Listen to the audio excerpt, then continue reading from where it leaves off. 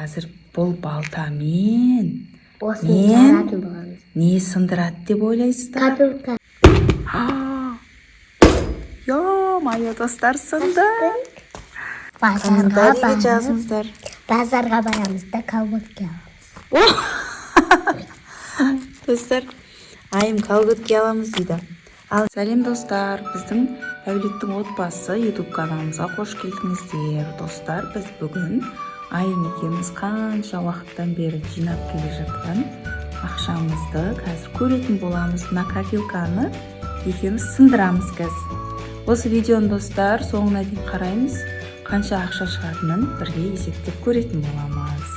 Достар, бізде өзімізбен бірге мынандай балта бар. Қазір бұл балтамен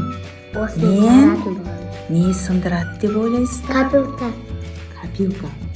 Достар, бізде балға бар, бірақ ол басқа қолым жетпейтін жерде тұр. Бізге күнделікті ет шауып жүрген балтамыз болған соң, осыны ала салу бізге оңай болды. Сол үшін осы балтамен қазір мына жағымен копилканы сындыратын боламыз.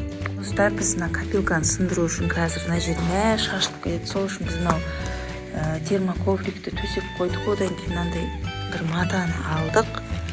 Қазір бізге бұл копилканы сындыру оңай болайын деп тұрған жоқ. Қорқып тұрмыз негізі. Қазір дауыс қатты шығып кетсе, Ибрахим оянып кете ма деп тұрмыз. Мына папамыз өткен алып берген еді. Қайсына? Мына. Иә, оның бәрін андай Алихан бөпекесіне чыртып тастаған. Ал достар, біз мына копилканы қазір былай жауып сындыратын боламыз. Достар, біз мына копилканы жаптық. Қазір енді мен сындыратын болам. Айым сындырайын десе қорқып тұр. Бер жақында өтсе саған тимейді ол. Ал кеттік, ішінде қанша теңге шығады екен достар? Қалай ойлайсыздар? Бисмиллах. Сол қолмен сындырайын деп отырмын. Ё-моё, достар, сынды. Қазір көреміз. Бисмиллах. Қорқып атым, как будто түйген ақшаның бәрі сынып кеткен сияқты. Қазір достар, бұл ақшаны достар біз 2 жылдай ма жинадық. Бірақ біз күнделікті ақша салмадық. Қолымызда анда-санда бір ақша болып қалған кезде ғана салып жүрдік. Содан бері әлі тұрған копилка ғой. Әпшеміз сыйлаған копилка, соны әшен қоймай тиындарды жинап жүрейік деп салып жүргенбіз ғой. Қазір көреміз қанша теңге шығатынын. Сынғандар неға қойып. Гипс қой, кәдімгі жеп жеңіл екенше негізі. Ал бұлай тиын салғаннан кейін ба ауыр болып тұрды жаңа. Так, біз былай істейік, айын мынандай ақшаларды бөлек қояйық, мына қағаз ақшаларды. Мына тиындарды, сынғандарды ұстамай-ақ қой, тиындарды алдық қана. Достар, мына тиынның бәрі гипс болып кеткен, шаң. Бұларды мына мәшетке қойып жинайын.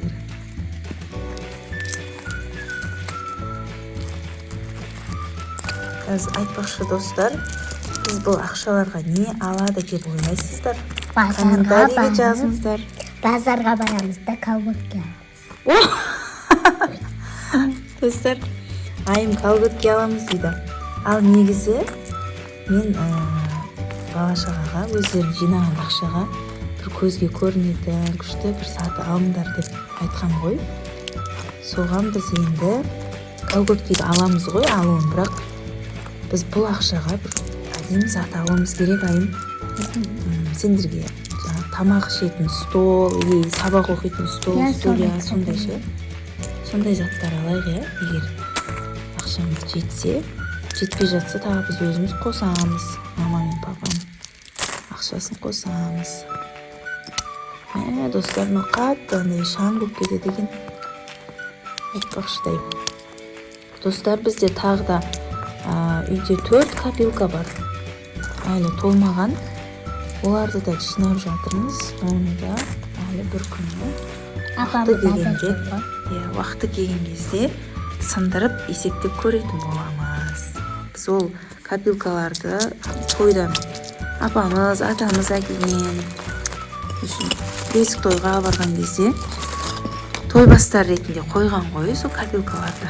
Сөйтіп сондай копилкаларға сап жинап жүрген ақшаларымыз. В общем, қазір бұны біз есептейміз. Ал мынандай үлкен, сен ай мынандай ше, кішкентай тиындарды жина, мен үлкен тиындарды жинайын, мына жерге қойып. Сөйтіп есептейміз, санаймыз, қанша шығады екен. Достар, одан кейін сіздерге айтатынымыз, бұл копилканы біз Мұхаммедпен, Алиханды бәріміз қосылып отырып бірге сындырамыз деп ойлағанбыз ғой. Бірақ олар екеуі қатты таласып, төбелесіп кетеді. Сол үшін біз айым екеуміз, олар садикте кезде өзіміз сындырдық. Әйтпесе үйде катастрофа болады, олар бар болса. Ал енді мен үлкен тиындарды санап шығайын. Достар, сіздерге де мотивация болсын. Бала-шағаларымыз тиын жинап, бір зат алып, сөйтіп үйренсе жақсы болады деп ойлаймын. Жаратып тастағанша бір әдемі заттар алған жақсы ғой. Біз негізі бұл ақшаға бұрын айымға велосипед аламыз деп ойлағанбыз, бірақ папасы туған күніне велигін әперіп қойды. Сол үшін біз бұған басқа зат аламыз. Так, 100, 200, 300, 400, 500, 600, 700, 800, 900, 1000.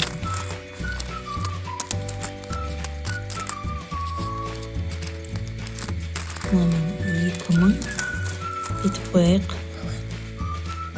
3, 4, 5, 6, 7, 8, 9, 10. 3000.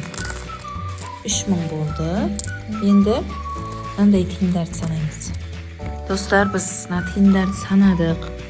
Мына жерде 1000 теңге, мынау 1000, мынау 1000, мыналар 1000, мына жерде 100 теңгеліктер. Ал енді санаймыз. Бізде мына жерде ақшалардан қазайым. Четвертінші есептеп алайық.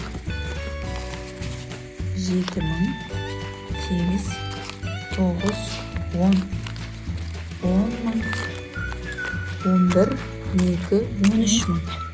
Мына тиындармен 14 000. 14.500, 14.600, 14.700, 14.800 болды достар. Қазір тұра тұр. 14.800 жиналыпты достар. Қалай? Бұл негізі арнайы ақша жинаймыз деп сап жүрген ақшалар емес. Жай үйде жатады ғой, жерде тиындар. Қалтамызды қап кетеді, сумкамыздың түбінде қап кетеді, соны әйтеуір салып жүре бергенбіз. Енді копилкамыз толып, симай қойғаннан кейін ашып көрейік дегенбіз ғой. Сонымен бізде 14.800 ақша жиналыпты. Ал мен базардан 15 000-ға әдемі сабақ оқитын стол көргенмін. Күшті, сол столға жетеді екен. Стульчиктермен бұйырса соны, болмаса одан басқа дүние аламыз. Достар, одан кейін сіздерге не алғанымызды осы ақшаларға, оны да арнайы видео түсіріп көрсететін боламыз. Бізбен бірге болғандарыңызға рахмет. Ал достар, біз копилканы қазір мусорға тастаймыз. Біздің мына тиындарымыз, ақшаларымыз. Осымен біздің видеомыз аяқталды.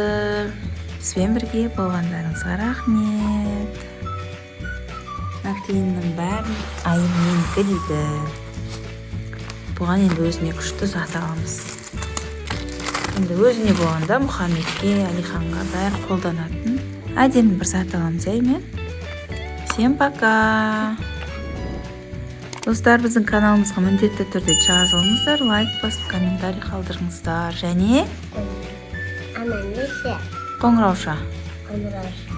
қоңыраушаны басуды ұмытпаңыздар.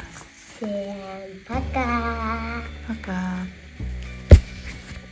Ал достар, енді осы ақшаға біз папамызбен бірге барып базардан күшті зат таңдайтын боламыз.